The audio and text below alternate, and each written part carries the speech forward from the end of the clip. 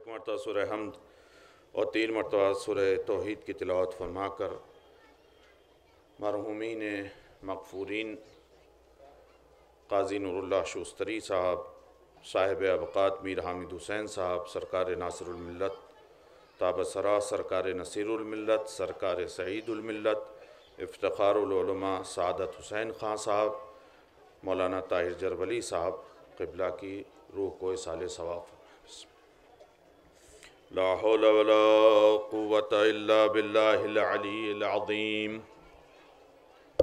हस्बुनल्लाहु व निअमल वकील, निअमल मौला व निअमन नसीर। बिस्मिल्लाहिर रहमानिर रहीम। अल्हम्दुलिल्लाहि रब्बिल आलमीन।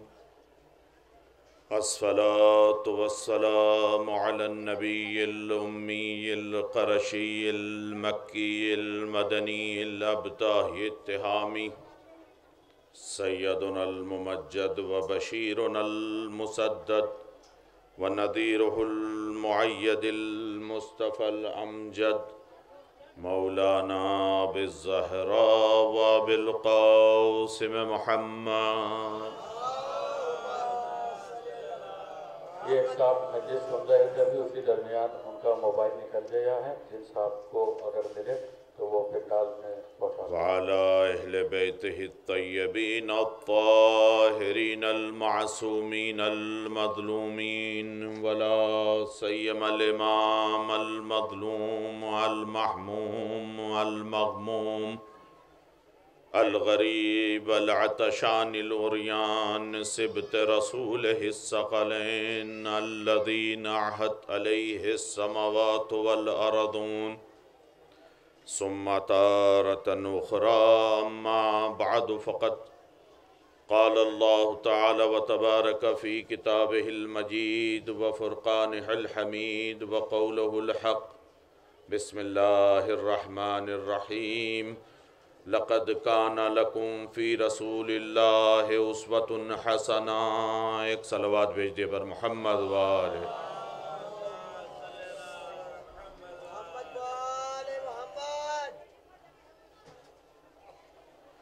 अज़ीज़ान गिरामी क़द्र व बिरादरान ईमानी, हम और आप ज़मान के एतबार से आस्ताने ईद मीलाद वलीयुल्लाहिल उज़्मा शहज़ादी फ़ातिमा ज़हरा में कदम रखे हुए हैं और मकान के एतबार से आस्ताने क़ाज़ी नूरुल्लाह शूस्तरी में बैठे हुए हैं।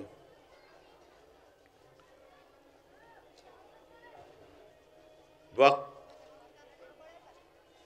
दोनों चीज़ों को दरमियान में रखते हुए चंद गुजारिशात करने का है। सबसे पहले तो हम दूर व दराज से यहाँ इस बारगाह में क्यों हाज़िरी देते हैं। मैं उन लोगों से जो लोग ये समझते हैं कि हम जहाँ दिल हमारा चाहता है वहाँ अपनी ज़मीन को झुका देते हैं और सरे अक़ीदत को ख़म कर देते हैं, ये कहना चाहता हूँ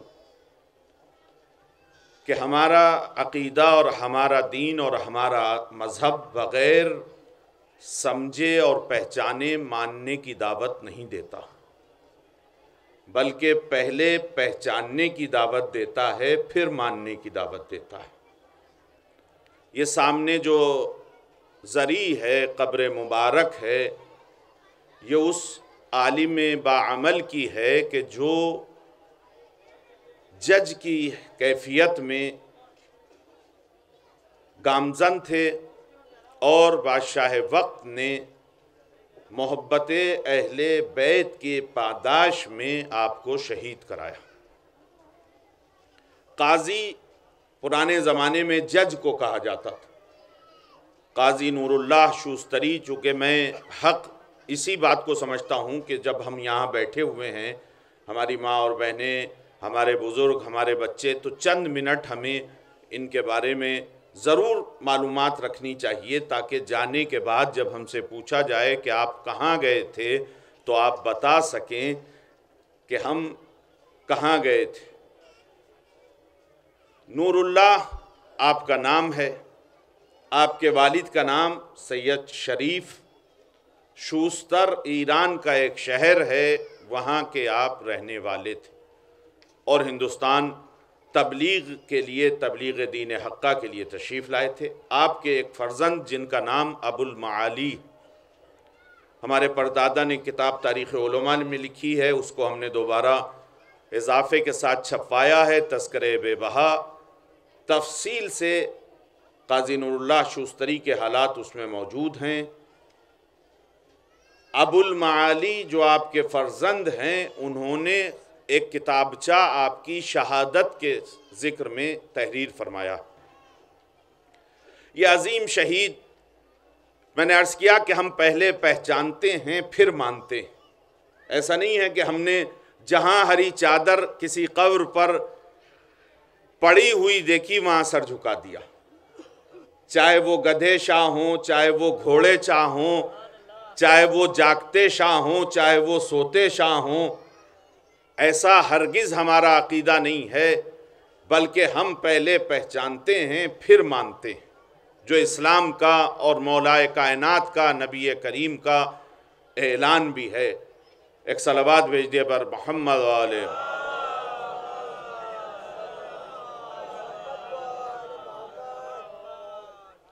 آپ ایک عالم بعمل جن کے لیے دو روایتیں مختلف ہیں، ایک میں خود شہزادی فاطمہ زہرا اور ایک میں خود جناب امیر کائنات امیر المومنین حضرت علی، مختلف انداز سے آپ دونوں سے منسوب ہے کہ جب آپ کو شہادت کے بعد آپ کے جنازے کو مزبلے پر ڈال دیا گیا، جس کو میں اردو میں کہتے ہوئے بڑا عجیب سا محسوس کر رہا ہوں، اگر یہ ہماری میراث نہ ہوتی تو ہمیں شرم آتی، اس لیے کہ ہمارے ساتویں امام کو بھی، ان کے جنازے کو بھی اسی طریقے سے بغداد کے پل پر رکھ دیا گیا تھا، ڈال دیا گیا تھا۔ آپ کے فرزند کا جنازہ بھی مزبلے پر ڈال دیا گیا اور پھینک دیا گیا۔ مولا کائنات نے یا شہزادی جناب فاطمہ زہرا نے، اور کوئی یہ شک نہ کرے، ہو سکتا ہے دونوں نے الگ الگ خواب میں آ کر یہ بیان کیا ہو کہ تم یہاں آرام سے سو رہے ہو، میرا فرزند کا لاشا مزبلے پر پڑا ہے۔ باپ اندازہ لگائیے، جسے علی اپنا بیٹا کہہ لیں، جسے فاطمہ زہرا اپنا بیٹا کہہ لیں، اس عالم باعمل کا مقام اور مرتبہ کیا ہوگا۔ ایک صلوات بھیج دے بر محمد۔ اس کے علاوہ آپ میں سے چاہے سیڑھیوں پر اور فرش پر بیٹھی ہوئی میری ماں اور بہنیں ہوں، یا فرش پر بیٹھے ہوئے میرے بزرگ اور چھوٹے بھائی ہوں، کون ایسا شخص ہے کہ جو یہ نہیں چاہتا کہ ہمیں کربلا معلیٰ کی زیارت ہو، ہمیں بنفس نفیس روضہ امام حسین کی زیارت ہو، جس کے لیے ہزاروں اور لاکھوں فرشتے طواف کر رہے ہیں، جو ہر مومن کا شعار ہے۔ کون نہیں چاہتا ہم میں سے؟ ہر مومن کی یہ دعا ہوتی ہے اور یہ طلب ہوتی ہے کہ ہمیں کربلا جانا نصیب ہو۔ لیکن آئیں میں اتنا آسان کر دوں آپ کے لیے، اسی کتاب میں روایت کے ساتھ لکھا ہے کہ خود امام حسین فرماتے ہیں کہ اگر کسی کو میرے روضے کی زیارت کرنا ہے تو میرے بھائی نور اللہ شوستری کے حرم میں جا کر آگرے میں زیارت کر لے، میرے روضے کی زیارت اس کو نصیب ہو جائے گی۔ ایک صلوات بھیج دے بر محمد علیہ۔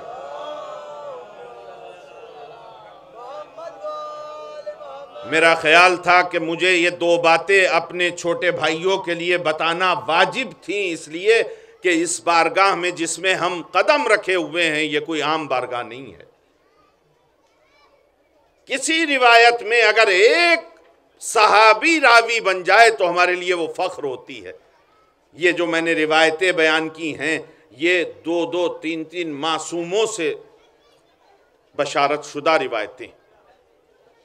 اب اس روایت کو سننے کے بعد جب آپ حرم میں جائیں، جب آپ قبر مطہر کے پاس جائیں تو اس اہتمام سے جائیں کہ یہ کوئی عام قبر نہیں ہے،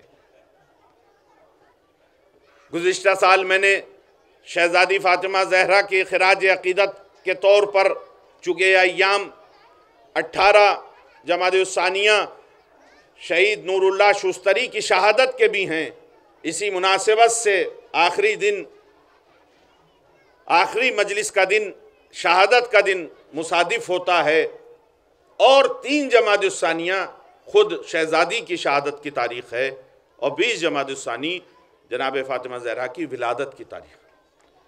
ایک ہی مہینے میں یہ دونوں شرف کہ آپ کی شہادت بھی ہے اور آپ کی ولادت بھی۔ لہذا اس وقت آپ حضرات کی خدمت میں مجھے شرف حاصل ہوا کہ میں چند گزارشات اور عرائض پیش کروں جو حق مجلس بھی ہو اور حق تبلیغ حقہ بھی ہو۔ میں نے سرنامہ کلام کے طور پر قرآن مجید کے اس جملے کو آپ کے سامنے سرنامہ کلام قرار دیا کہ لَقَدْ كَانَ لَكُمْ فِي رَسُولِ اللَّهِ أُسْوَةٌ حَسَنَةٌ۔ وہ قرآن مجید جو ہمارے مضبوط اور پائیدار عقیدے کی بنیاد پر آسمانی وحی شدہ کتاب ہے، جو ہماری بغیر درخواست کے اللہ تعالیٰ نے ہمارے لیے مکمل ضابطۂ حیات انسانی بنا کر بھیجا، اور اس کا خاصہ یہ ہے کہ ہماری بغیر درخواست کے ہمیں ملا ہے۔ سچ بتائیے، آپ میں سے کس کس نے چٹھی لکھی تھی، درخواست لکھی تھی، خط لکھا تھا؟ قرۃ العین نے تو نہیں لکھا تھا۔ اللہ نے مناسب خیال کیا کہ انسان کو اس دنیا میں بھیجے اور اس کے ساتھ ایک ضابطۂ حیات بنا کر بھیجے، جس کو ہم عرب قرآن مجید کی نام سے پہچانتے ہیں۔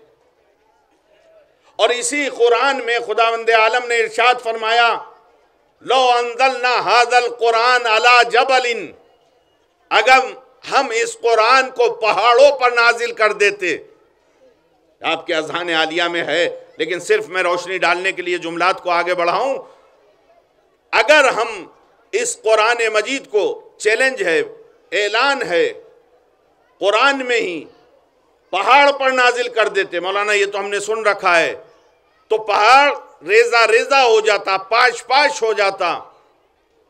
آج تک میری سمجھ میں یہ بات نہیں آتی کہ اس چیلنج میں، اس اعلان میں اللہ تعالیٰ قرآن کی فضیلت کو بیان کر رہا ہے یا سینہ اقدس نبی کی فضیلت کو بیان کر رہا ہے۔ آپ میرا ساتھ دیں گے؟ قرآن کا یہ اعلان کہ اگر اس کو پہاڑ پر نازل کر دیا جاتا تو پہاڑ ٹکڑے ٹکڑے ہو جاتا۔ سچ بتائیے، قرآن نازل ہوا یا نہیں؟ مولانا کیسی باتیں کر رہے ہیں؟ ہر مسجد میں، ہر گھر میں، ولو یہ کہ تلے دانی کی شکل میں ہو، ولو یہ کہ جہیز میں جانے ہی کی شکل میں ہو، موجود تو ہے۔ قرآن نازل ہوا تو بتائیے پہاڑ ختم ہو گئے؟ کہانی پہاڑ بھی ہیں، تو پھر نازل کہاں ہوا؟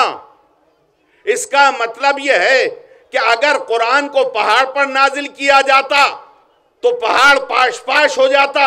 کوئی ایسی چیز بھی تھی جس پر قرآن نازل بھی ہوا اور وہ محفوظ بھی رہا، اسی کو سینہ محمدی سے تعبیر کیا جاتا ہے۔ ایک صلوات بھیج دے بر محمد و آل محمد۔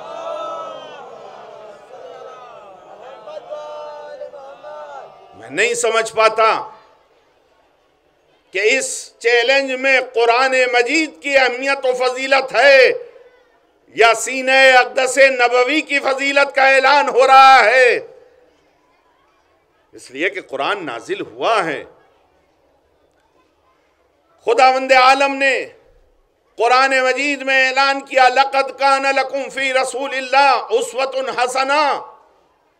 دیکھو، قرآن کو کافی نہ سمجھ لینا، اس لیے کہ یہ خاموش ہے، یہ بولتا نہیں ہے۔ اس کے ساتھ ہم تمہارے لیے قرآن ناطق دیں گے۔ لَقَدْ كَانَ لَكُمْ فی رسول اللہ اسوۃ حسنہ، ان کے کردار کو دیکھتے جانا، نمونہ عمل قرار دیتے جانا۔ ایک صدقات بھیج دیے بر محمد والے۔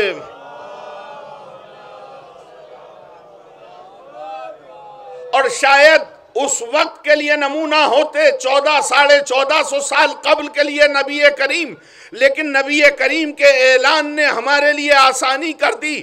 اولنا اوسطنا آخرنا بل کلنا محمد۔ دیکھو صرف میرے زمانے میں ہی قرآن بولتا ہوا نہیں رہے گا، آخری زمانہ آ جائے گا، ہم میں سے جو بھی ہماری اولاد میں ہوگا تمہارا امام وہ محمد کی شکل میں ہوگا۔ ایک صلوات بھیج دے بر محمد آلِ محمد۔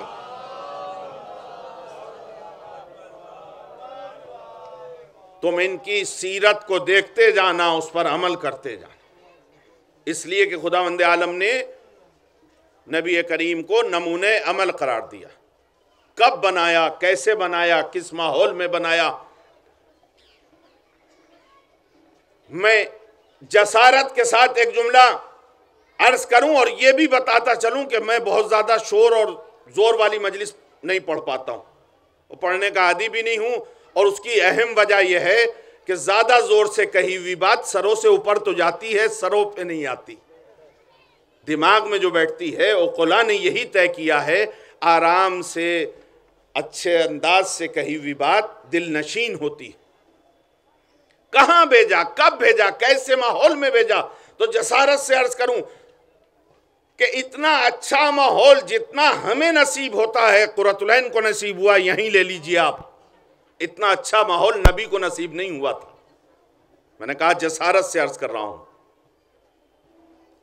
فرش بچھا ہوا ہے، میرے خیال سے چاندنیوں کے نیچے قالین بھی ہے، موٹا دری بھی بچھی ہوئی ہے، مائک بھی لگا دیا گیا ہے، شامیانہ بھی ہے، خواتین اور میرے بھائی بھی بیٹھے ہوئے ہیں بڑے سکون سے۔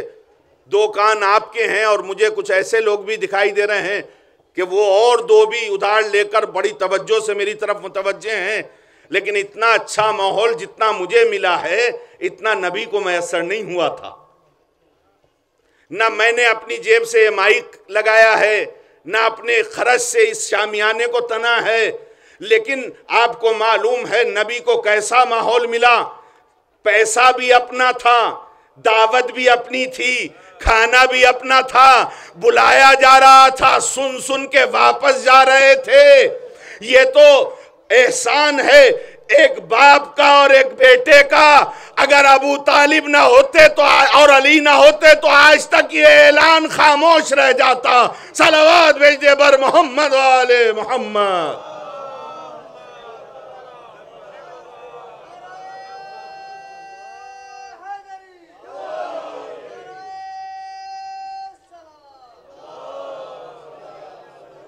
شکوے کے لیے یہ بات بھی کہی جا سکتی ہے کہ شایان شان جتنا مجمع یہاں کے افراد آئے ہیں ان کے اعتبار سے ہونا چاہیے اتنا نہیں ہے، لیکن بہرحال مجمع ہے، سکون سے بیٹھا ہے۔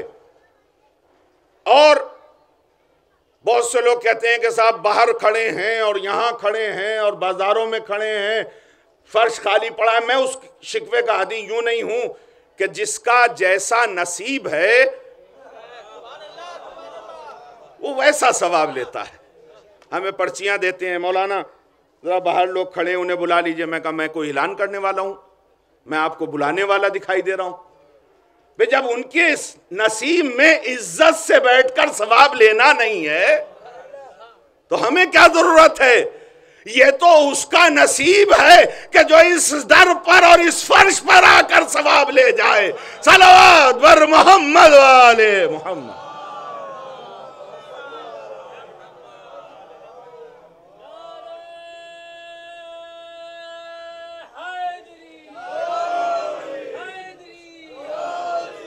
بہت زیادہ وقت بھی نہیں ہے چونکہ اذان کا ایک لمٹ اور معین وقت ہے، لیکن گزارشات مجھے اسی میں سمیٹتے ہوئے آپ حضرات کی خدمت میں پیش کرنا ہے کہ اتنا اچھا ماحول جتنا ہمیں ملتا ہے نبی کریم کو نہیں ملا۔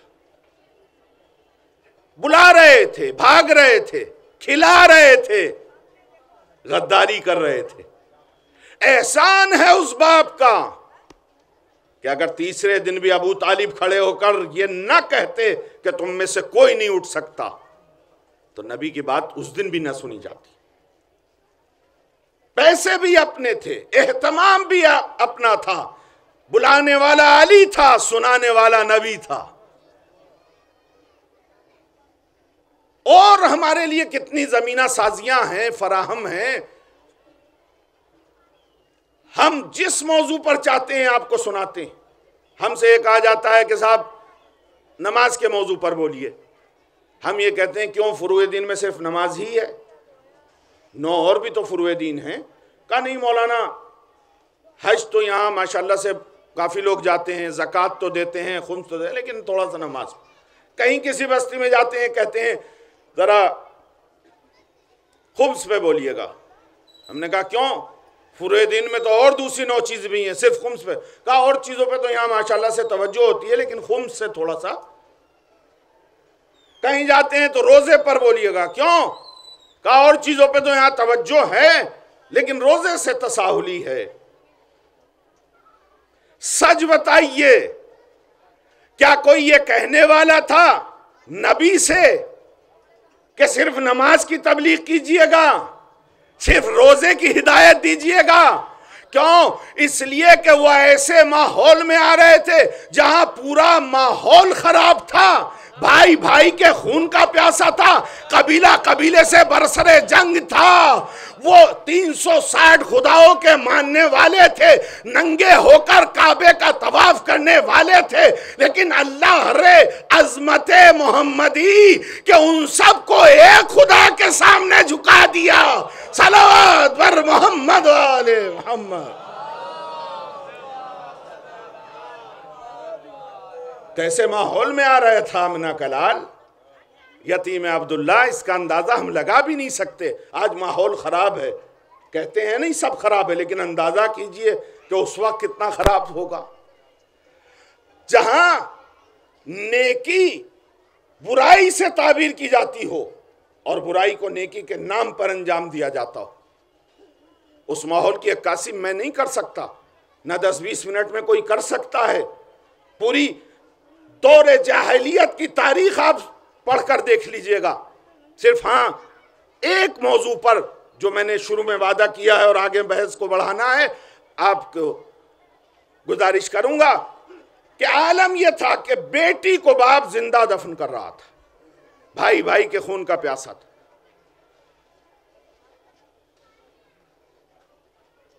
اور ایسی داستان موجود ہے کہ 1-2 بیٹی نہیں، ایک ایسا نام میں آپ کے سامنے پیش کروں گا کہ جس نے 1 درجن کے قریب اپنی بیٹیوں کو زندہ دفن کیا۔ اس سفاک باپ کو تاریخ نے قیس ابن عاصم کے نام سے یاد کیا۔ میری ماں اور بہنیں بڑی توجہ سے سن۔ آج سپر طاقتیں، سامراجی طاقتیں یہ کہتی ہیں کہ اسلام عورتوں کو مقام نہیں دیتا، ماڈرنائزیشن کے نام پر وہ اسلام سے دور کرنا چاہتے ہیں ہماری ماں اور بہنوں کو۔ میں کہنا چاہتا ہوں کہ اسلام ہی وہ ملک ہے، اسلام ہی وہ مذہب ہے، اسلام ہی اس دین کا نام ہے کہ جس نے عورت کو صحیح مقام دیا، ورنہ عرب کے ریگستانوں میں زندہ دفن کر دی جاتی عورت۔ قیس ابن عاصم 1 درجن کے قریب بیٹیوں کو زندہ دفن کر چکا۔ اچھا دیکھیے رحمت الہی، دیکھیے، چونکہ بیٹی رحمت ہوتی ہے نا اور بیٹا نعمت۔ میں نے گزشتہ سال اسی موضوع کو آگے بڑھایا تھا، لیکن اس کے علاوہ جو گزارشات اس وقت کرنی ہیں، اور اس نعمت اور رحمت کا فلسفہ دیکھیے۔ نعمت دینے کے بعد حساب ہوتا ہے، رحمت میں حساب و کتاب نہیں۔ اس رحمت کا اندازہ لگائیں اللہ کی طرف سے کہ اللہ نے جنہیں رحمتیں دی ہیں وہ کتنے خوش نصیب ہیں۔ 1 بیٹی ہوئی، قیس نے دفن کر دیا۔ 2 بیٹیاں ہوئیں، دوسری کو بھی دفن، تیسری کو بھی، چوتھی کو بھی۔ جب 12ویں بیٹی قیس کے ہاں ہوئی ہے تو تاریخ نے مجھے دکھایا کہ پیدا ہونے سے پہلے جب شکم میں بچہ تھا قیس کی زوجہ کے، تو قیس کو سفر درپیش ہو گیا، اور وہ سفر 3 اور 4 برس پہ طولانی رہا، اور اب جب 4 برس کے بعد قیس واپس آیا گھر میں تو اس نے عجیب سا منظر دیکھا کہ جن 11 کو بیٹی کی شکل میں وہ دفن کر چکا تھا، ایک بچی ہے جو اس کے صحن میں کھیل رہی۔ ماں سے معلوم کیا یہ کون؟ چونکہ ماں کی ممتا باپ کی محبت سے 1000 گنا زیادہ ہوتی۔ ماں نے موقع مناسب ہونے کے تلاش میں باپ سے کہا کہ یہ پڑوسی کی بچی ہے جو یہاں ہمارے یہاں کھیلنے آ جاتی ہے، شام کو گھر چلی جائے گی۔ لیکن کھیل کتنی دیر کھیلا جا سکتا ہے؟ گھنٹہ، 2 گھنٹہ، 4 گھنٹہ۔ بچی تو گھر میں تھی، ماں سے مانوس تھی، رات ہوتی ماں کے قریب آنے لگی۔ باپ نے معلوم کیا، تم تو کہتی تھی پڑوسی کی بچی ہے، کہا ہاں، آج اسے یہیں سونے دو، کل چلی جائے گی۔ اب وہ جو ہماری خواتین موقع مناسب سمجھتی ہیں مردوں کے لیے، بستر پر تھا، موقع مناسب سمجھا، اور اب اس نے ابتدائیہ شروع کیا۔ وہ جو تم سفر پر جا رہے تھے، میرے شکم میں بچہ تھا، کافر کا اوپر والے نے اس بچی کی شکل میں ہمیں عطا کیا۔ اب آپ اندازہ لگائیے، جس نے 11 کو برداشت نہیں کیا وہ اس کے بارے میں کیا نظریہ رکھے گا؟ تاریخ لکھتی ہے قیس کروٹیں لینے لگا بستر پر، اور صبح ہونے کا انتظار کیا۔ صبح ہوتے ہی بچی کا ہاتھ پکڑا اور گڑھا کھودنے کا آلہ، اس زمانے میں چاہے پھوڑا رہا ہو، سبل رہا ہو، کدال رہا ہو، لیا اور جنگل کی طرف، صحرا کی طرف لے چلا۔ پھر تاریخ نے لکھا کہ گڑھا کھودنا شروع کیا۔ اللہم صلی علی محمد وآل محمد۔ چونکہ درمیان میں اذان اور مجلس کا مقصد میرے موضوع کے اعتبار سے میں نے عرض کیا کہ بیٹی رحمت۔ 3 موقع روایت میں نے پڑھے ایسے ہیں کہ اگر آپ دعا کریں تو معصوم نے فرمایا ہے کہ ہم ضمانت لیتے ہیں کہ آپ کی دعا قبول ہو۔ میں نہیں کر رہا، ہم تو نقل کرتے ہیں، نقال ہوتے ہیں ہم لوگ۔ بہت سے لوگ سوچتے ہیں کہ مولانا جو چاہے ممبر پہ بولیں گے وہ مجلس ہوگی، ہم ایسے مولاناؤں میں سے نہیں ہیں۔ ہم قرآن کی تفسیر میں جو پڑھتے ہیں، فضائل اہل بیت میں جو پڑھتے ہیں، حدیث میں جو پڑھتے ہیں، آپ کو آ کے سناتے ہیں، وہ مجلس سمجھتے ہیں۔ ایک رحمت بارش، ایک رحمت بیٹی، 2 یہ موقع ہوئے کہ جس میں آپ دعا کریں، بارش برستے وقت دعا کریں، معصوم فرماتے ہیں قبول ہوگی۔ بیٹی کے پیدا ہوتے وقت دعا کریں، فخر کریں بیٹیاں، صرف عورتوں کے لیے نہیں، ہم مرد بھی اگر دعا کریں تو وہ دعا مقبول ہوتی ہے۔ اور تیسرا موقع اذان کے وقت اور اذان کے بعد ہمیں دعا کرنا چاہیے۔ معصوم فرماتے ہیں ہماری دعا درجہ قبولیت تک پہنچتی ہے۔ ایک صلوات بھیج دے بر محمد۔ 11 بیٹیوں کو دفن کر کے 12ویں جب اس نے یہیں جماعت ہوگی، انشاءاللہ 10 منٹ میں اپنے موضوع کو سمیٹتا ہوں۔ مجھے جو ٹائم دیا گیا تھا 12:40 کا، اس میں ابھی 10 منٹ ہیں، اور جماعت 12:40 پر یہیں ہوگی۔ 12:30 بجے اذان ہو گئی، اذان بھی 12:40 پر کہی گئی تھی، لیکن بہرحال یہ بھی مجلس کا حصہ ہے، اس لیے کہ آیت اللہ خامنئی نے ایک بڑا اہم پیغام ہمیں شیعیان علی کو دیا ہے کہ اگر تم اپنے معاشرے کو دینی معاشرہ دیکھنا چاہتے ہو تو ہم ایک اندازہ تمہیں بتاتے ہیں، اس پر معاشرے کی اہمیت کا اندازہ لگا لینا۔ اگر مجلس اور مسجد کا مجمع یعنی نماز اور مجلس کا مجمع ایک ہو تو تم سمجھنا یہ شیعہ سماج ہے، اور اگر مجلس میں 1000 ہوں اور نماز میں 100 ہوں تو یہ سوچنا کوئی اور سماج تو ہو سکتا ہے، علی کے چاہنے والوں کا سماج ایسا نہیں ہے۔ ایک صلوات بھیج دے بر محمد والے۔ لہذا اس 12ویں کو بھی لے کر چلا اور گڑھا کھودنا اس نے شروع کیا۔ گڑھا کھودتے کھودتے تاریخ نے بتایا تھوڑا سا ریت باپ کے دامن پر پڑ گیا۔ ریت کا پڑنا تھا، بیٹی اس سے ماورا کہ باپ ہے، اس کے اوپر گرد پڑ گئی ہے، اس کے دامن سے بڑھ کر خاک کو جھڑک دیتی ہے اور صاف کر دیتی۔ اب آپ یہ سوچ رہے ہوں گے شاید اس سفاک باپ کے دل میں کوئی نرم گوشہ پیدا ہو، لیکن تاریخ نے مجھے نہیں دکھایا۔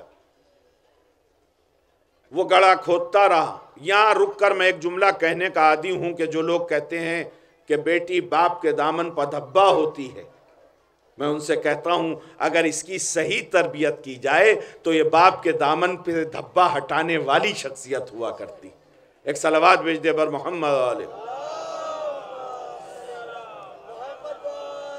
اور اس نے اسی گڑھے میں اس بیٹی کو کھڑا کر دیا، اور جب ریت ڈالنا شروع کیا تو انسان کو اللہ نے ایک پاور دیا ہے جسے ڈیفینس پاور کہتے ہیں، جسے بچاؤ کی صلاحیت کہتے ہیں۔ بچی جب یہ سمجھی کہ مجھے دبایا جا رہا ہے تو اس نے ہاتھ پیر چلانا شروع، لیکن 3-4 سال کی بچی باپ کے سامنے کیا حیثیت رکھتی تھی؟ جب ہاتھ بھی دب گئے تو اس نے زبان سے کہنا شروع کیا، بابا مجھے یہ تو بتایا جائے کہ میرے گناہ کیا ہے، مجھے کس گناہ کی سزا دی جا رہی ہے۔ لیکن تاریخ یہ بتاتی ہے کہ ذرہ برابر اس سفاک کے دل میں کوئی رحم نہیں آیا۔ اگر تاریخ مجھے دکھاتی تو میں بھی اس رحم کو آپ تک پیش کرتا۔ بیٹی دفن ہو گئی۔ آپ کا ایک تاثر ضرور میں نے دیکھا، اس باپ کے کوئی اثر دکھایا ہو یا نہ دکھایا ہو، لیکن میں آپ سے ایک زینہ اوپر بیٹھا ہوں، آپ کی پیشانیوں پر میں نے ایک تاثر ضرور دیکھا ہے۔ وہ یہ کہ اگر وہ باپ ہمیں مل جائے جس نے ایسا کیا تو ہمارے ہاتھ میں جو چیز آئے گی ہم اسے ماریں گے۔ جوتا ملے گا جوتا ماریں گے، پتھر ملے گا پتھر ماریں گے۔ لیکن عزیزان گرامی قدر، ہم بہت دور کی دیکھنے کے عادی ہیں۔ میں آپ کی قمیص پر لگا ہوا دھبا دیکھتا ہوں، اپنی قبا کا دھبا مجھے نہیں دکھائی دیتا ہے۔ میں دور والے کی برائی کو دیکھتا ہوں، اپنی برائی مجھے نظر نہیں آتی ہے۔ اگر قیس ہمیں مل جائے، کیوں؟ اس لیے کہ اس نے بیٹی کو زندہ دفن کر دیا، تو ہم پتھر سے اس کا سر توڑ دیں گے، پھوڑ دیں گے، جوتا ماریں گے۔ لیکن کچھ بیٹیاں میں نے قرآن میں پڑھا قیامت کے دن صدا دیں گی، بے ایے ذنب قتلت، پالنے والے ہمارے اور ہمارے ماں باپ کے درمیان فیصلہ فرما۔ ہم اس دنیا میں آنا چاہتے تھے، لیکن اس دنیا میں آنے سے پہلے رنگین الٹرا ساؤنڈ کرا کے انہوں نے اسقاط کرا دیا، ایبارشن کرا دیا۔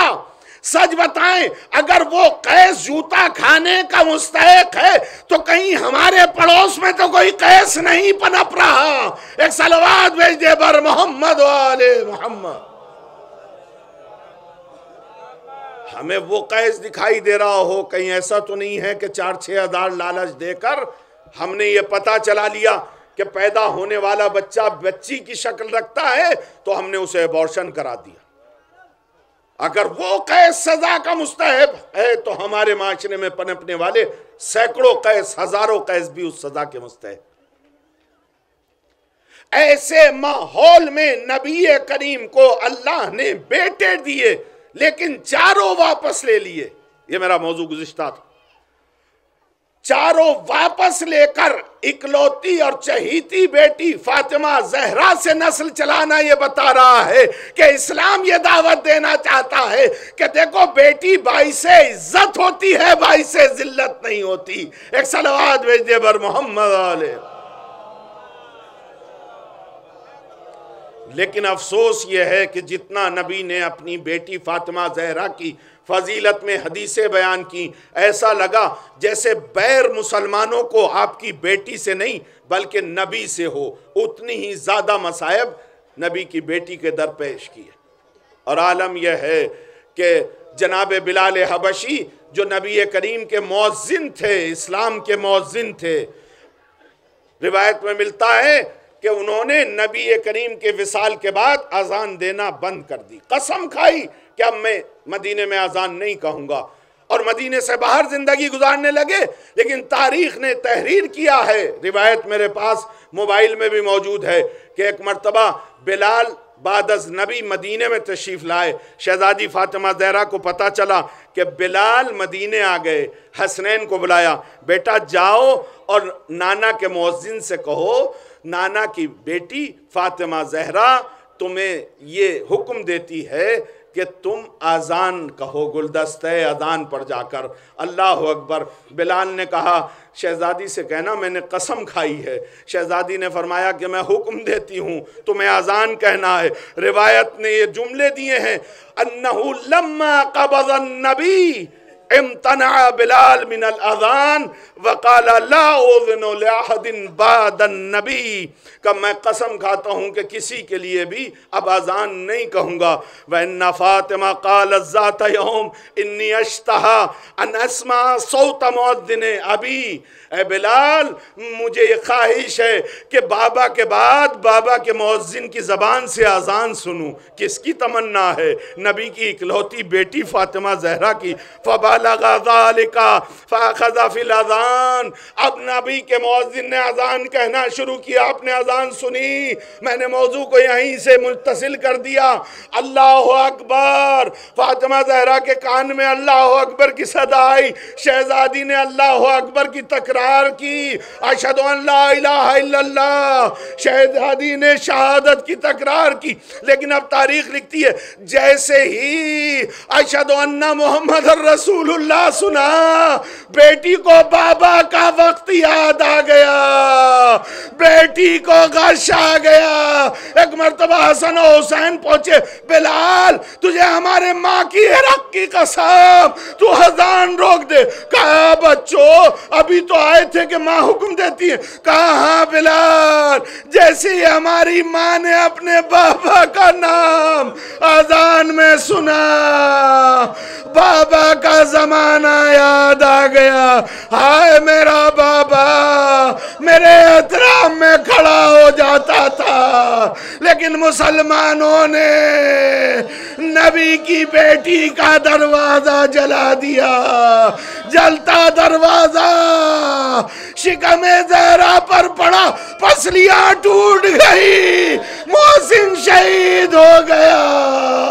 فضا میری مدد کو آ جا، علی کے گلے میں رسی کا پندہ، الہی بحق الزہرا وابیہا وبالہا وبنیہا۔